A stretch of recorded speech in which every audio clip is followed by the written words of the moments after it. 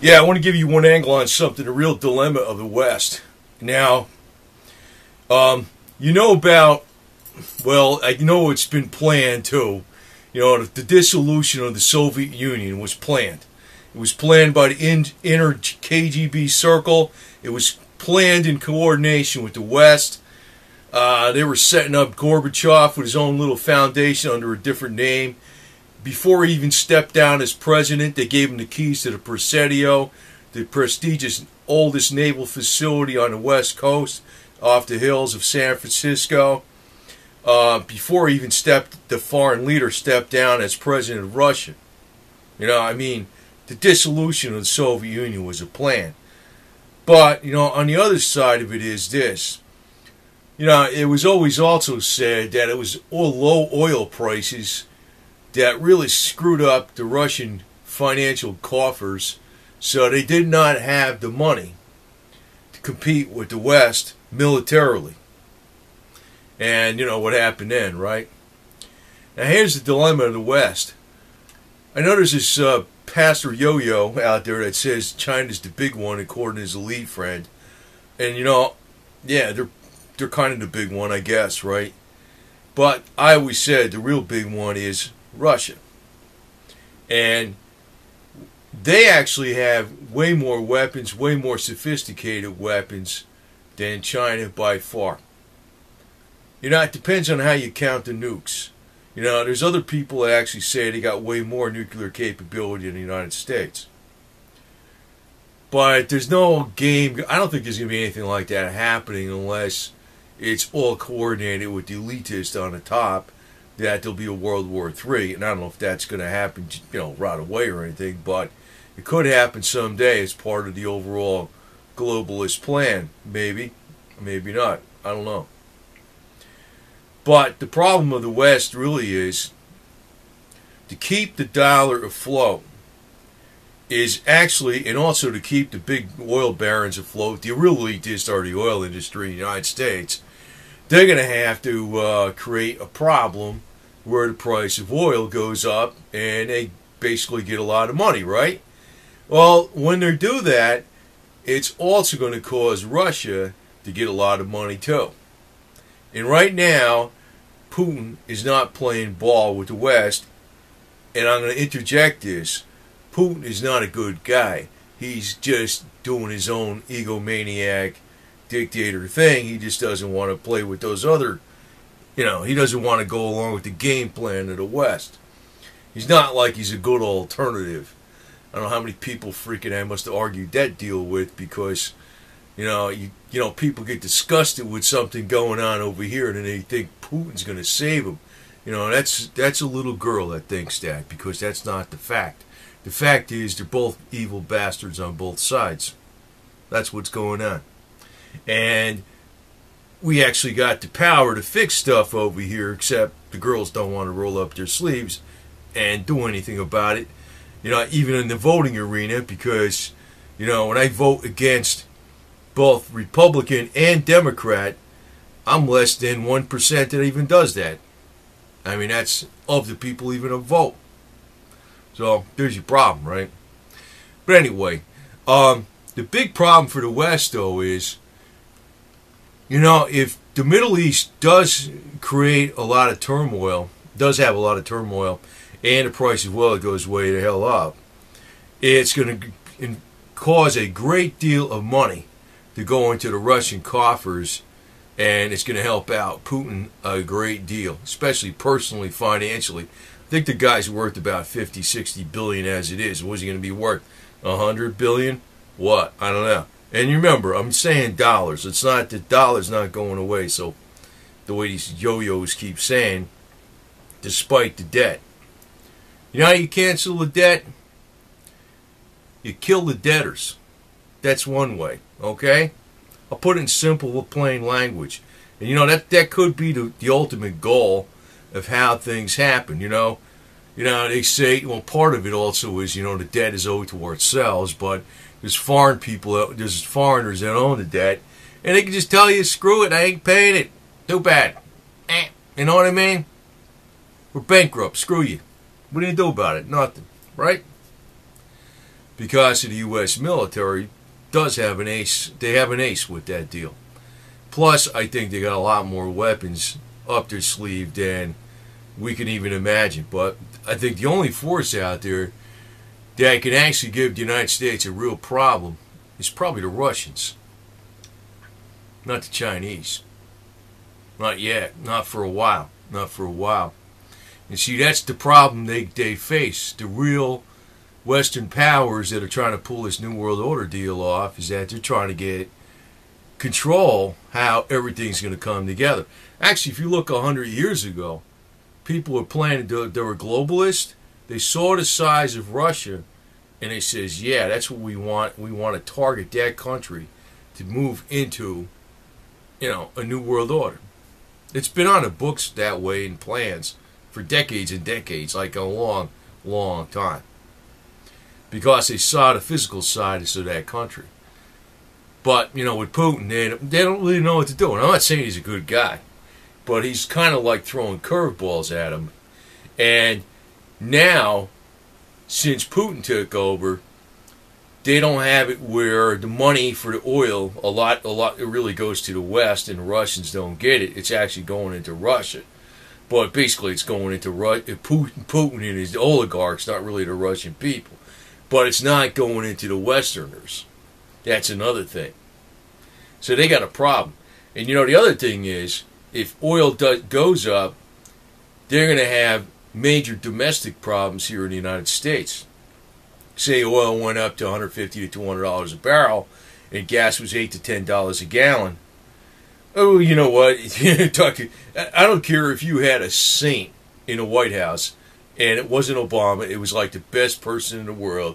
Just screw up the economy where it hurts people the most, and everybody just wants, they're pissed, Just hit them like, the everyday person, driving to work and heating their house in the winter and all this kind of garbage, and that'll raise the food prices. Oh, that'll create a lot of freaking discontent and hate and political turmoil in the country. So that's one of the reasons, that's the flip side of, them not raising the oil prices just yet. But I think there is a major curveball that can happen at any time because, I don't know, there's like a bunch of powder kegs going on. Yeah, I know Putin kind of invaded Ukraine with a few APCs, but, they're not having an entrenched warfare between, the Ukrainian army and the Russian army yet or nothing like that. If that happens, gold is going way the hell up. If, something really stupendous happens in the Middle East and the U.S. has armed, at the bequest of Qatar, 250,000 population, like a small metropolitan area in the United States. That's how big that country is, right? They're the biggest arms buyers of the U.S. arms in the last year, Qatar. And the UAE, the United Arab Emirates. So it is kind of a powder keg. But the flip side of it is, if the oil goes way the hell up, that big gas station on the other side of the world called Russia is going to make a whole lot of money. And that's a problem for the elite over here. China's not the big one. It's Russia. It's Russia, man. I'm not regurgitating these yo-yos on the rest of YouTube and all this garbage. I'm thinking on my own. But the Middle East is so unpredictable. That's 99% of the problem. Where I'm thinking is, if everything goes normal, well, let's call it normal, like without the Middle East blowing up or something like that, the markets are going to crash. Probably pretty soon. Because George Soros made his original big bet in August 2013. That ain't going to last. I mean, it ain't going to happen like, and already the markets are already second longest bull run ever. And it's kind of following lockstep with the 29 market. And we're right at the point where it goes like this, you know what I mean? And that's not like to say that's the end of the world. That's just a normal cycle of business, right? But, if the markets go down, what happens with oil, gold, and silver. They go down. they go down. It don't matter if the debt's umpteen trillion. It don't matter, all this other garbage. It'll go down. They'll go down. Don't matter if the mines are losing money. It don't matter. They'll go down. They're not going to go way the hell up because the market's tanked. What's going to send it up, if you look back at all decades of history, since basically, we've been getting oil from OPEC, every time there's major conflict over there, that's when oil and gold spike. And when they spike, silver takes off too. Not telling you nothing earth-shattering, but I get tired of these yo-yos over here telling me about the debt is so... Well, you know what? That might be someday. And someday, well, it's almost like, somebody owes you, like, you owe somebody a lot of money. You tell them, like, they're dead. Well, you don't owe them any money anymore. You know what I mean? That's kind of like how the U.S. is going to do it. I don't know who that... I mean, basically, the money is more or less owed to domestic insurance companies and all this other crap like that. They're the ones buying the debt more than anybody. It's not even the foreigners. Actually, the one that's going to be left hold, it's going to be partly China. It's going to be partly holding the bag. Japan. Unfortunately, Japan. But and also OPEC, Saudi. They're investing in a lot of that money. Could be some countries in Europe. If they default on the debt or something like that, oh well. Yeah, I know people are going to say, oh yeah, it's going to cause everything to go kablooey and everything. Maybe not. What will happen is the government will go freaking, and it'll be the end of the social welfare state in the United States. And it'll just go back to freaking free enterprise. Because actually, most of the stuff all the infrastructure, even the industries that have been shut down, it's all here. It's all here. It's not going to go away. It could turn around in 2 seconds flat. So them defaulting on a debt might be a good thing. The one thing they got a problem with though is Russia, because if oil prices go up, Russia gets a lot of money, and they're trying to keep the dollar strong as long as possible by the oil itself. And as what soaks up the dollars that are being held in foreign hands is the fact that oil is traded in dollars. If that is thrown out the door, or the oil prices in other words, it could protect the dollar by the price of oil going up by soaking up the excess dollars held in foreign hands, because it takes more dollars to purchase oil, so they got to keep more dollar reserves on hand, which creates a demand for dollars. But at the same time, that helps Russia get a lot more money because of the higher oil prices. So they got a dilemma. Either way it goes, they got a dilemma. I know they know this because it's simple 101 math. I mean, it's nothing complicated. So, I don't know what their game plan is, but, it's going to be something that's going to be risky. Nothing's without risk. I personally think they're going to push the button on the Middle East. I don't know when. And it could happen directly from Israel, from Ariel Sharon, too. If that happens, your metals are going up. You can listen to every video there is on the internet about the debt going up to this and that and all this kind of... Yeah, eventually that's going to play out something. I don't know. Maybe. It's going to take a long time still. What's going to really drive it up fast is the Middle East. And that place is the most unpredictable place going. I don't know when it's going to blow up. I keep thinking it was going to blow up already because of all the stuff that's going on. And I don't even read the news on the Middle East that much because it seems like something's going on every day. But, like Iraq, it already has it where ISIS has taken over most of the country, and they had one of the oil refineries on fire, and now there's tensions between the Sunnis and the Shiites. There's all these arms sales to Qatar and the UAE. I'm like, I don't know. It seems like something's going to happen right away. Still ain't happening.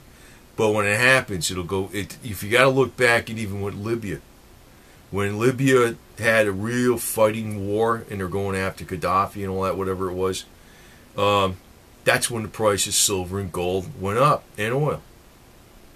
That's what happens. What might happen though is, like, I think it's gonna go, you know what I think? I think it's gonna go up fast and come down even faster. And it's gonna be a few more years before it goes up to the really big heights, where the debt is finally, so big that it's crushing everything, and the government can't pay for this and that. I think it's gonna take a few more years for that to happen. I think it is. What I think is going to happen after this market crash, that's when they're going to reverse their policy on QE, and they're going to go to some kind of QE that's like unprecedented, like far beyond what was unprecedented that they did here just in the last several years. It's going to go to some other unprecedented territory, and that is what's going to cause the final big spike in gold and silver to happen some years from now. I'm still kind of expecting a mini spike, but unpredictable, man. If the Middle East does not blow up, gold and silver is going to go down some more, and oil, which as it's doing. But the way I'm looking at things are going on in the Middle East, I'm like saying, I can't believe it's still like, half the production of oil hasn't already shut down over there, for crying out loud. That's what I keep thinking. So it's kind of like on edge. And, the other thing I keep thinking about is if they have a stock market crash over here in the U.S. in the next couple months, to divert public attention, they're going to need something. And you never know. We might have another 911 or something like that. And guess what? You know what I mean? They'll be going to war again, right? They'll be going to war again. Divert public attention. Like, in other words, if the price of oil is going up because of something not having to do with, U.S. policy or any, it makes it look like somebody else caused it, that's what they'll do. And that may be the case. But, it could crash a lot faster than that, because I think overall they do not want a lot of money going into the coffers of Russia. You see what I'm saying? It's like they want to control the oil industry. They want as much money for the oil as possible. But they no longer control the financial web that's in Russia. Putin does now. And when he took over, he made it so, a lot of the profits aren't going over to UK and all this garbage. So it's like they don't want him getting too strong. So they're in a dilemma. So I expect if something does take off due to something happening in the Middle East that makes it look like the U.S. didn't do anything and all this kind of garbage, it's going to come back down fast too, because they will not want to keep it where Russia's getting loads and loads of money. And, that could help out the USA in the short term, because, like I said, the price of oil goes up. That creates a demand for U.S. dollars. And it causes nations to hold U.S. dollars. And I think the U.S. oil industry, if it goes way up, they're going to very, very easily get their way as far as being able to export oil to other countries. That's been, banned since '73 or whatever the hell it was, when we had the oil embargo and OPEC and all that other garbage. They stopped, nobody can export crude oil products to other countries. They'll get that ban lifted when the prices go up. Make some money there. But their major problem actually is Russia. It is. Definitely. I know it is. And the other problem is, I'm aware of CNN and all the other BS major media networks. I don't like them, okay? But I also don't like Vladimir Putin. I know he's a pile of BS, egomaniac dictator too. And I'm getting tired of arguing with these twits about, he's the good guy and the bad guys are over here. They're both the bad guys. That's all there is to it. And, if you're an American, you think on your own, and you don't freaking have a leader think for you, and you got to get behind a leader and say, oh, that leader is my leader now, and he does my thinking. No. We got a limited form of government over here. It takes some work. It takes independent thinking. It takes people to stand their own 2 feet. It takes people to be independent. Unfortunately, a lot of Americans seem to want to just get behind somebody and say, to hell with it, I'm done with it. That ain't how I think, man. I'm freaking disgusted with those kind of people. And, but it does look like the West has a dilemma. If they keep the oil prices low, it's not going to be good for soaking up the demand of dollars. If the oil prices go high, it's going to help out Russia a lot. And if the oil prices go high, they're going to have domestic problems. The only way to solve the domestic problems is if the oil prices go high, it creates a crisis where people get behind, the U.S. and fight a war in the Middle East due to some type of aggression against us, and that diverts all the, it puts all the blame for the high oil prices on them, and it also takes all the people off the street that could possibly be causing trouble for the powers that be over here, because they'll be in a uniform fighting a war. And that usually is the way the game goes, isn't it? Anyway, over and out.